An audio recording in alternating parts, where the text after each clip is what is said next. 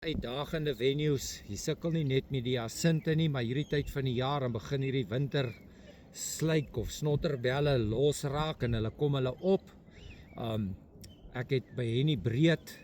aanvanklik hierdie stel gekoop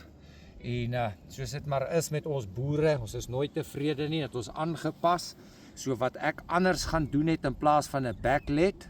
het ek vir my hierdie kontrapsie om die pyp gesit, rol my lyn daarin en dan het ek die tou wat die backlet wat ek dan nou hier om die paal het, dit maak dit dat die lyne teen die paal bly, hoef ek nie 'n mandjie of iets om hom te sit nie, en onder op die bodem het ek die steen vervang met 'n, as ons net kan optel, stainless steel square tube wat ek vol lood gepomp het of gesmelt het en in laat loop het.